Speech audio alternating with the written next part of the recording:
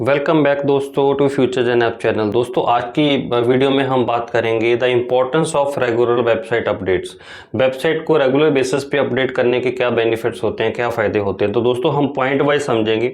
अगर आप business owner हैं, या आपकी किसी भी टाइप की वेबसाइट है, वेबसाइट ओनर है, आपकी ब्लॉग वेबसाइट है, ई कॉमर्स वेबसाइट है, आपकी पोर्टफोलियो वेबसाइट है, किसी भी टाइप की अगर आपकी वेबसाइट है, तो आज की वीडियो आपके लिए बहुत इंपॉर्टेंट होने वाली है। आप पूरा वीडियो को एंड तक देखना।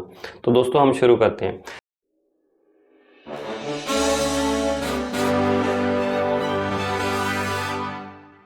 जैसे कि दोस्तों हमें पता है कि जब हम वेबसाइट को बनाते हैं तो हमें फटाफट उसको रैप अप करना होता है, अपने बिजनेस को ऑनलाइन करना होता है। तो हम क्या करते हैं, हम मिनिमल कंटेंट के साथ वेबसाइट को लॉन्च कर देते हैं। हम सोचते हैं कि बाद में इसको कर लेंगे, बट कई बार क्या होता है कि 2-3 साल तक हम वेबसाइट को अपडेट नहीं करते हैं, तो उसके बहुत ज़्यादा नुकसान है। अगर आप रेगुलर बेसिस पे अपडेट करोगे तो आपको बहुत मल्टीपल को उसके बेनिफिट्स हैं।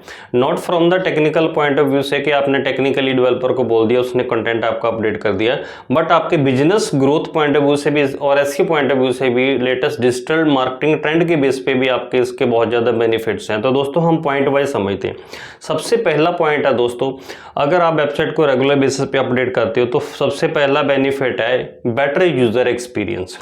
देखो दोस्तों, जब आप रेगुलर कंटेंट के साथ अपनी वेबसाइट को मंथली, वीकली या आप हाफ ईयरली, क्वार्टरली या ईयरली भी अगर अपडेट करते हो, तो आप लेटेस्ट कंटेंट डालोगे, इमेजेस डालोगे, ठीक है। जहाँ जहाँ आपको लगेगा कि इंप्रूवमेंट की रिक्वायरमेंट, आप इंप्रूवमेंट करोगे, तो कहीं ना कहीं तो पहले से आपकी वेबसाइट है जो बेटर होगी।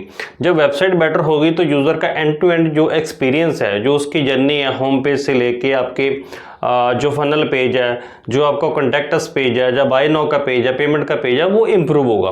तो regular website updates in the term of content, आप इमेजेस, वीडियोस, विजुअल, अपना कहीं ना कहीं यूज़र को बेटर एक्सपीरियंस एक देता है। सेकंड दोस्तों, उसका बेनिफिट होता है सर्च इंजन के लिए। आप कह सकते हो कि सेकंड बेनिफिट इसका है इम्प्रूव्ड एसईओ रैंकिंग्स। आपकी जो एसईओ है उसके रिजल्ट में कहीं ना कहीं आपको इंप्रूवमेंट दिखता है। गूगल उन फ्रेश वेबसाइट्स को लाइक करता है जो रेगुलर बेसिस पे अपने कंटेंट को अपडेट करती हैं, उनको लाइक करता है। लाइक करने का मतलब है कि उनको आगे प्रमोट करता है। तो ओवरऑल कहीं ना कहीं उनके जो कीवर्ड्स की रैंकिंग है उन वेबसाइट से इम्प्रूव्ड होती है, जो वेबसाइट सालों तक अपने आप को चेंज नहीं करती है। दोस्तों इसको आप ऐसे समझिए, जैसे आपकी लोकेलिटी में 2 शॉप्स हैं। एक वो शॉप है जिसके पास आप जाते हो तो वही पुराने प्रोडक्ट है जो 10 साल पहले थे, 5 साल पहले थे, आप क्या करते हो, वापस आ जाते हो। एक दूसरी शॉप चाहे वो नई खुली है, जहाँ कुछ टाइम पुरानी है, जो अपने आप को लेटेस्ट मार्केट ट्रेंड के बेस पे, चाहे कपड़े हैं, चाहे आपकी ग्रोसरी है, चाहे आपके गिफ्ट आइटम्स हैं, वो नए नए प्रोडक्ट्स अपने यूज़र के लिए, कस्टमर के लिए लाते रहते हैं। तो आप कहाँ पे जाना पसंद करोगे? सेकंड वाली शॉप पे जाना पसंद करोगे ना। The same analogy applies in the case of digital marketing.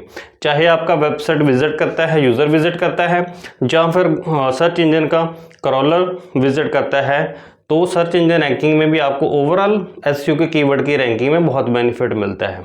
Third point दोस्तों उसके बाद है हमारा ब्रांड क्रेडिबिलिटी एंड ट्रस्ट। जो बिजनेस ओनर्स, जो कंपनी ओनर्स अपने आप को, अपने कंटेंट को, वेबसाइट को, स्ट्रक्चर को, नंबर ऑफ पेजेस को रेगुलर बेसिस पे अपडेट करते रहते हैं, तो उनके जो कस्टमर का ट्रस्ट है वो जल्दी बिल्ड होता है। कस्टमर भी देखता है कि यार इस वेबसाइट पे ना जो सामान ऑफलाइन भी करा वो ये ऑनलाइन भी अपडेट कर रहे हैं, तो कस्टमर का कहीं ना कहीं ट्रस्ट बिल्ड होता है। ऐसे ही नहीं है कि वेबसाइट आपने 10 साल पहले बनाई थी और अभी तक अपडेट नहीं हो, तो यूज़र सोचेगा यार ये पता नहीं ठीक है या नहीं है, तो कहीं ना कहीं उसका जो ट्रस्ट स्कोर है वो कम होगा और आपकी जो ब्रांड क्रेडिबिलिटी है वो लूज होगी। तो आप रेगुलर बेसिस पे अपनी वेबसाइट को अपडेट करिए। लेट्स सपोज आपने नया ऑफिस लिया है, तो लोकेशन आप अपडेट करिए, एड्रेस अपडेट करिए, गूगल मैप आप अपना अपडेट करिए, फ्रंट की जो कंपनी की इमेज है अबाउट अस में डालिए, जब होम पेज पे है तो उसको दोस्तों अपडेट करिए। फोर्थ पॉइंट दोस्तों उसके बाद है new features and functionality. New features and functionality का मतलब ये होता है कि लेट्स सपोज आपने प्रोडक्ट लिस्टिंग वेबसाइट अपनी लॉन्च करी, जहाँ फिर आपकी सर्विस थी, सर्विस बिजनेस मॉडल था आपका, तो आपने सर्विस की वेबसाइट आपने बनाई और उस टाइम पे आपकी वेबसाइट में कोई डायनेमिक नहीं था कुछ भी, और पेमेंट गेटवे नहीं था, बट विद द टाइम आपको लगा कि यार यूज़र को ना बाय की ऑप्शन जो है ना वेबसाइट पे ही देनी चाहिए। तो आपने 6 मंथ के बाद, 3 मंथ के बाद 1 साल के बाद आपने अपनी वेबसाइट को डेवलपर से या किसी एजेंसी से जहां भी आप मेंटेनेंस करवा रहे हो रेगुलर, उनको बोला कि भाई इसमें ना पेमेंट का ऑप्शन भी डालिए, जहां पूरी वेबसाइट को आप डायनेमिक वेबसाइट में कन्वर्ट करिए। तो क्या होगा, आपका जो यूजर है वो आपकी वेबसाइट पे टिका रहेगा, इससे आपका एंगेजमेंट भी बढ़ेगा और आपका ट्रस्ट तो बढ़ेगा ही बढ़ेगा। ये बेनिफिट है दोस्तों।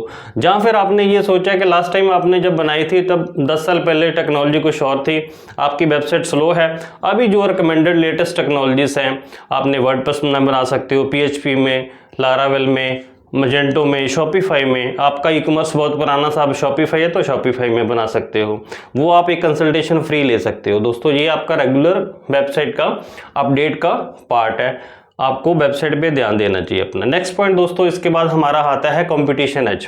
कंपटीशन एज का जहाँ पे मतलब ये है कि यूज़र ऑफलाइन बाय करने से पहले ऑनलाइन देखता है। तो लेट्स सपोज आपकी लोकेलिटी में 4 शॉप्स हैं, तो यूज़र क्या करेगा, पहले ऑनलाइन देखेगा, जिसकी वेबसाइट उसको लगेगी ना यार लेटेस्ट है, अट्रैक्टिव है, फुटर में भी इन्होंने अपडेट किया हुआ है, लेट्स सपोज चैटबॉट भी है वहाँ पे, व्हाट्सएप चैट भी है आपका, ठीक है, और जो उसको चाहिए प्रोडक्ट्स वो उसको ऑनलाइन में भी दिख रहे हैं, तो उसके बाद चाहे वो ऑनलाइन में परचेज नहीं करेगा बट वो उसके आपके पास कन्वर्ट होने के जो चांसेस है वो बढ़ जाते हैं। तो ये भी दोस्तों इसका एक बेनिफिट है। सेकंड उसके बाद दोस्तों आता है हमारा पॉइंट सिक्योरिटी।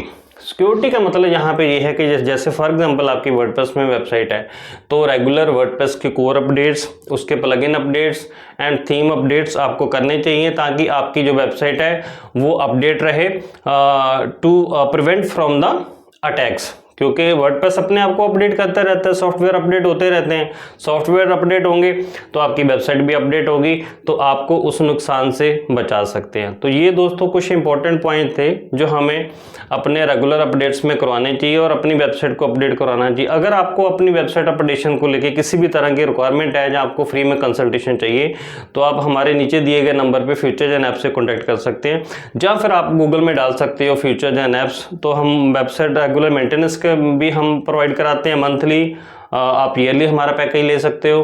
तो दोस्तों अगर आज की वीडियो अगर आपको यूजफुल लगी है तो आप इसको लाइक एंड शेयर करिए और हमारे चैनल को सब्सक्राइब करिए। धन्यवाद।